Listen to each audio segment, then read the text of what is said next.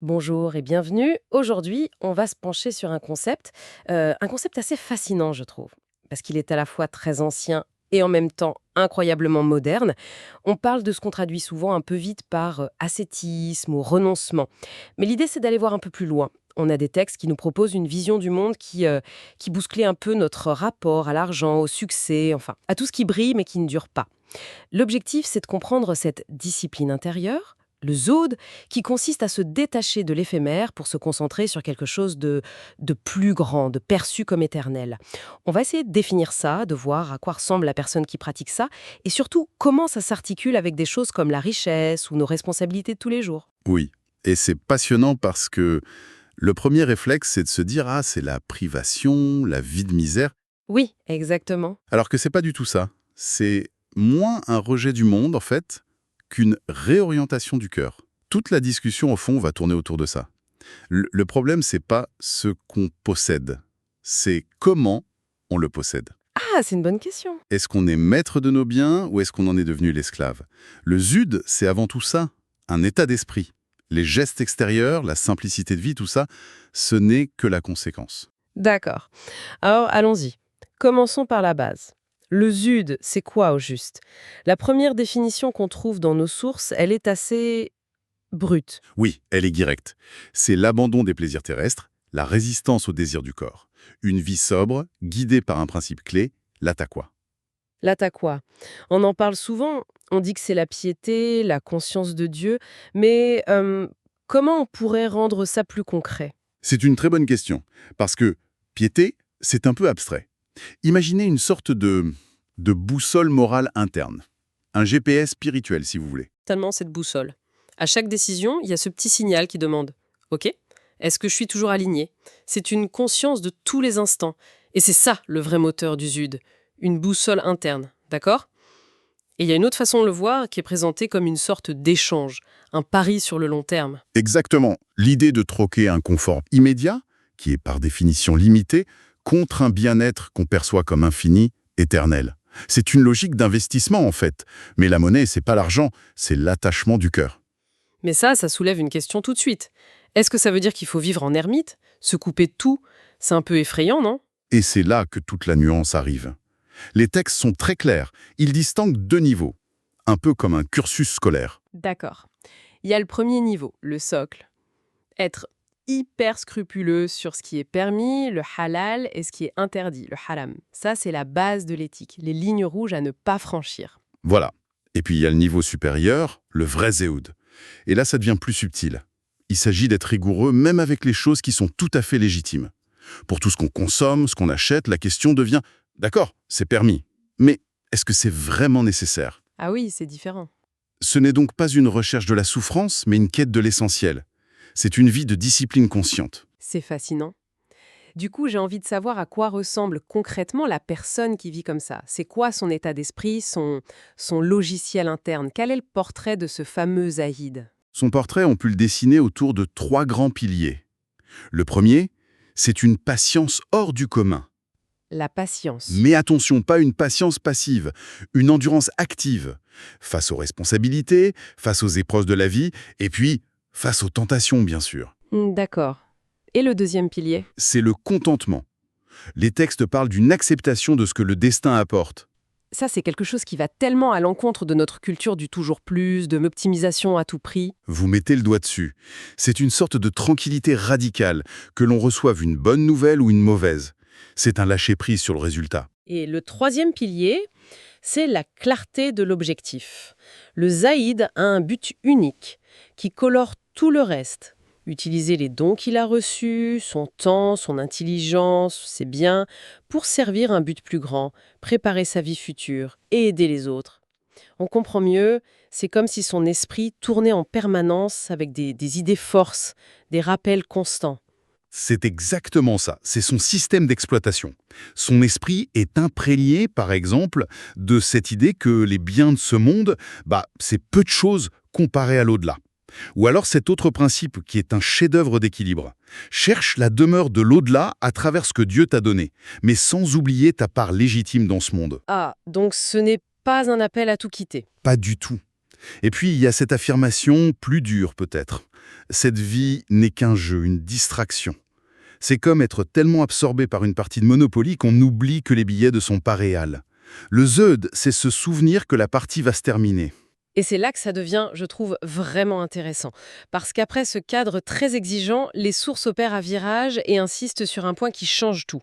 De grandes figures comme Sofiane Al-Taouri disent attention, le ZEUD, ce n'est pas de porter des haillons, c'est avant tout une affaire de cœur. C'est le cœur du réacteur. La forme la plus pure du ZEUD, c'est une action intérieure.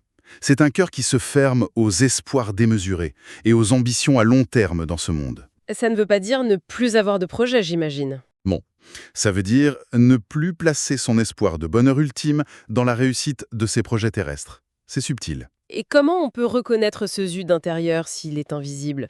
Les textes donnent 3 signes. Le premier, c'est une sorte d'équanimité. Ne pas sauter au plafond quand on gagne et ne pas s'effondrer quand on perd. Le deuxième est très parlant pour notre époque. C'est de rester indifférent aux louanges comme aux critiques. La source de sa valeur n'est plus dans le regard des autres. Attendez, là il faut qu'on s'arrête une seconde. C'est un idéal magnifique, mais est-ce que c'est humainement possible? Notre monde fonctionne à la validation externe, les likes, les évaluations. C'est une objection très juste. Il ne s'agit pas de ne plus rien ressentir. Une critique injuste, ça fera toujours un peu mal. Bien sûr. La différence, c'est où on ancre son identité. Est-ce que ma valeur fondamentale dépend-il de ce nombre de likes? Le zoïde répond non. Il ne laisse pas son estime de soi être ballottée au gré des opinions. Son encre est ailleurs. Je vois. C'est une question de fondation. Et le troisième signe? C'est de trouver sa plus grande joie dans l'intimité spirituelle plus que dans toute autre chose. Le centre du plaisir est déplacé.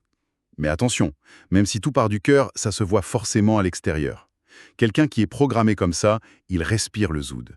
Sa façon de manger, de parler, de chercher la solitude, tout devient le reflet de son état intérieur. Et c'est là qu'on arrive à cette analogie absolument géniale de Rumi pour illustrer le rapport à la richesse.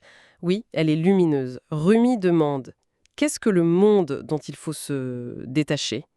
Et il répond « Le monde, c'est l'oubli de Dieu. Ce n'est pas l'argent ou la famille, ce ne sont pas les choses matérielles en elles-mêmes. Non. Le problème, c'est quand elles nous font oublier l'essentiel. » Et c'est là qu'intervient l'image du bateau. C'est l'image parfaite. Il dit « L'eau qui est sous le bateau le fait flotter, elle lui permet d'avancer. Oui, Mais l'eau qui rentre dans le bateau, le couler. c'est la même chose pour la richesse. Tant qu'elle est un outil sous nos pieds, elle est bénéfique. Mais dès qu'elle s'infiltre dans notre cœur, qu'elle devient notre obsession, alors elle nous fait couler.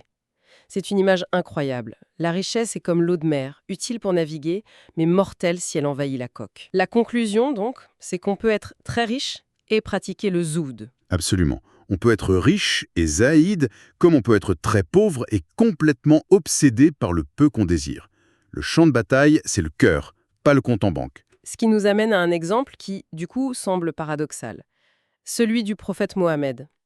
Les textes le présentent comme le modèle parfait du zoud, le détachement intérieur incarné. Et pourtant, il a choisi de vivre dans une pauvreté qui nous semblerait extrême. S'il n'y a pas de problème avec la richesse, pourquoi ce choix? C'est un choix délibéré qui a une portée pédagogique immense. Les sources donnent 3 raisons. La première, c'est une question de crédibilité. D'accord. Il voulait qu'il soit impossible de l'accuser d'utiliser sa mission pour s'enrichir. Sa vie simple était la garantie de son désintéressement. La deuxième raison, c'est pour s'inscrire dans une lignée, une tradition. Exactement. Il suivait les pas des prophètes avant lui, dont le message était toujours « Notre récompense ne vient peu de Dieu ». C'était un signe d'appartenance. Et la troisième est peut-être la plus importante pour la suite. Oui, c'est l'exemplarité. Il devait être un modèle, un phare, surtout pour les savants, les guides qui allaient suivre. En choisissant cette vie, il a fixé un idéal très élevé de service qui ne dépend pas du confort. Et les textes sont remplis de détails pour illustrer ça. Les histoires où il attachait des pierres sur son ventre pour apaiser sa faim, c'est très marquant. Ces détails sont là pour frapper l'imagination, pour montrer la hauteur de son détachement. Il y a cette anecdote où on lui aurait offert de changer les montagnes en or pour lui, et il aurait refusé. Le poète Busiri a résumé ce paradoxe de façon magnifique. Oui, il dit en substance que le besoin matériel du prophète ne diminue en rien sa perfection spirituelle. Au contraire. Et il pose cette question. Comment le monde aurait-il pu le tenter, lui, alors que le monde lui-même n'existerait pas sans sa venue? C'est une façon poétique de dire que son détachement était son état naturel. Cette idée de perspective, de voir les choses de plus haut, semble être la clé de tout.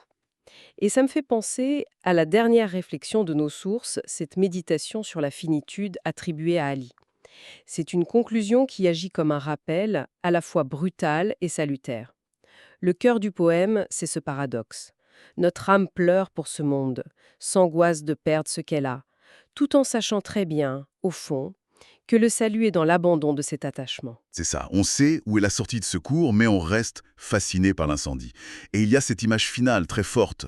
La seule maison qu'on habitera dans l'au-delà est celle qu'on a construite avant de mourir. C'est une métaphore puissante. Le poème continue en disant « On passe notre vie à amasser des biens, mais pour nos héritiers. On passe notre vie à construire des maisons pour que le temps les détruise après nous. C'est comme si on passait notre temps à décorer une salle d'attente. La mort est la seule certitude, et pourtant on vit comme si on était éternel. La conclusion est terrible. La vie déploie nos plans, mais la mort vient tout replier d'un coup. Bon, après tout ça, qu'est-ce qu'on retient? Ce qui me frappe, c'est que le Zurd, loin d'être un rejet du monde, est en fait une quête de maîtrise de soi, une redéfinition radicale des priorités. L'idée, c'est pas de sortir du monde, mais d'empêcher le monde de rentrer en nous. Exactement. C'est une discipline du cœur pour se libérer de l'anxiété de la possession et de la peur de la perte. C'est une recherche de liberté intérieure, en fait. C'est une synthèse parfaite. Et pour laisser une dernière piste de réflexion en reprenant cette image de la maison, la question qu'on peut se poser est assez simple. Si la seule chose qu'on emporte, c'est cette demeure intérieure qu'on a bâtie par nos actions, nos intentions, alors ça nous invite à regarder notre vie, maintenant, et à nous demander « quel genre de maison suis-je en train de construire, jour après jour, à travers mon travail, mes relations, et ce à quoi je dédie mon énergie la plus précieuse ?»